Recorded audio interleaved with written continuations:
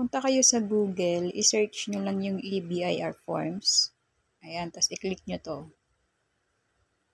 Ayan, scroll nyo lang.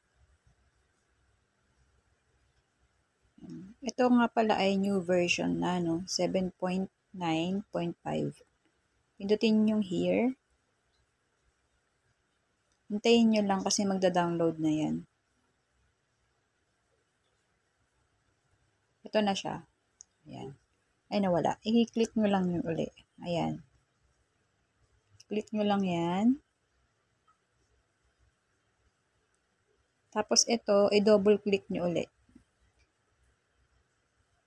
Mabilis lang siya basta mabilis ang signal. Tapos more info pindutin nyo. Tapos run anyway. Tapos yes. Next. And next nyo lang. Tapos install. Ayan. Ayan na siya. Tapos finish. Tapos punta kayo dito sa my computer or this PC. Tapos yung Windows. Ayan. Hanapin nyo, ayan o, EBIR forms. Double click. Tapos hanapin nyo uli. BIR forms. Click nyo uli.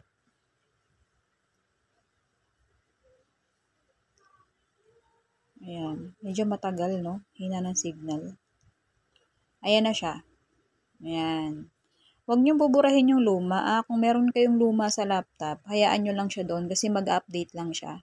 So, ilagay nyo na yung TIN number. Tapos, yung yung RDO nyo. Ayan. Ayan. Pag nailagay nyo na yung TIN ID at saka yung RDO, matik na yan. May sagot na rin lahat yan. Kasi yung luma, hindi ko siya binura. Yung lumang version, no? Nag-update lang kasi ito, gawa ng bagong version na dinownload ko kanina. Tapos pindutin nyo yung arrow na yan sa baba. Tapos hanapin nyo itong 1701Q, May 2018. Tapos meron siyang new sa dulo. Para to sa mga naka 8%, no? Tapos ayan yung mga final ko last year, tsaka ngayong 2025 na first quarter. So pindutin nyo yung fill up, tapos i-okay nyo lang. Ayan, ito na siya, yung pinaka-form. Pindutin nyo yung sa number 2, second quarter yan. Tapos sa number 3, wala na yan. Tsaka yung 40 na yan. Tapos, pagdating dito sa number 5, yan yung TIN ID nyo. Matik na yan, nakalagay na yan dyan. Ayan, pati RDO meron na. Sa number 7 naman, yung tax type nyo, kung single proprietor kayo, yan ang i-click nyo. Tapos sa number 8, kung naka 8% kayo, ayan ang i-click nyo, yung pangalawa, no, sa baba. Ayan. Tapos sa number 9, meron na din yan, pangalan nyo. Tsaka number 10, meron na din yan. So, ang ilalagay nyo na lang uli dito is yung number 11, yung birth date. Yan. And then, next naman, sa number 13, syempre, citizenship natin ay Filipino. Pagdating sa 14, if applicable lang yan, no? Leave it blank kung wala naman. So, sa number 15 naman, i-no nyo lang siya. Tapos sa number 16, matic na yan. Kung ano yung nilagay nyo sa number 8, yun na rin yun. So, scroll nyo lang, no? Ayan, wala na kayong ibang ilalagay dyan, kundi yun lang. Pindutin nyo yung validate. Tapos, i-okay nyo lang yan. Tapos, i-save nyo. No? Pwede nyo nang i-print din yan kung gusto nyo. Ayan. Tapos, pindutin nyo yung next. Dito na tayo sa next page. Pindutin nyo muna yung edit. Yan, para makapaglagay kayo.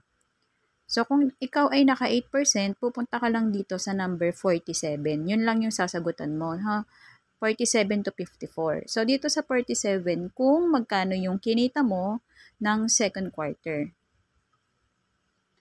Ayan. Tapos, pagdating naman dito sa 48, kung wala ka namang extra income, leave it blank na lang. Ayan. Tapos, pagdating sa 49, matik na yan, meron na rin yan. Kagaya lang sa 47. Ayan, 40,350. So, sa number 50 naman, yun yung kinita mo ng first quarter. Tapos sa 51, matik na rin yan. 52 naman, ilalagay mo dyan yung allowable deduction na 250,000. So, kung makikita nyo sa number 51, naka 83,289 siya kasi na-add lang yung first quarter at second quarter ninyo. Tapos, kung mapapansin nyo din dyan, sa number 54, zero tax due kayo, no? Meron pang natira dun sa 250,000 nyo. Meron pa tayong 166,711. So, wala pang babayaran na tax. Yun lang yung ilalagay nyo unless kung may 2307 kayo. Pindutin nyo lang uli yung validate, tapos i-okay nyo na. Tapos, save. Okay uli. Tapos, pwede nyo na siyang i-submit, no? Submit final copy. Make sure na tama lahat, ha? Para hindi na kayo mag-amend. Tapos, i-okay nyo na yan. Dapat malakas ang signal dito, mga sis. Ayan. Kagaya niyan, hindi siya nag-submit. So, i-okay nyo lang. Okay lang yan kasi minsan talaga nangyayari yan. Tapos, i-submit final copy nyo na lang ulit. Okay. Ayan, submit successful na siya. So, ang gawin nyo, screenshot nyo to kasama yung date and time para if ever na hindi mag-email sa inyo si BIR, at least meron kayong proof na kayo ay nag-file. Ayan. Tapos kung may babayaran naman kayong tax, pindutin nyo lang yung link na yan. Diyan kayo pwede magbayad. Pero kung wala naman, i-close nyo na lang. Ayan. Tapos ayan, okay na siya. And then pwede nyo na siyang i-print. Ngayon, ihintayin natin kung mag-i-email sa atin si BIR. For confirmation lang naman yun na tayo ay nag-file na. At ito na nga, nag-email na sa atin si BIR. Wala pang 5 minutes, nag-email na siya, no? Much better talaga mag-file po tayo ng maaga para hindi tayo magsabay-sabay, no? Kasi karamihan sa atin kung kailan malapit na yung deadline, saka lang nagpa-file. Yun lang po, maraming salamat. Sana may natutunan kayo.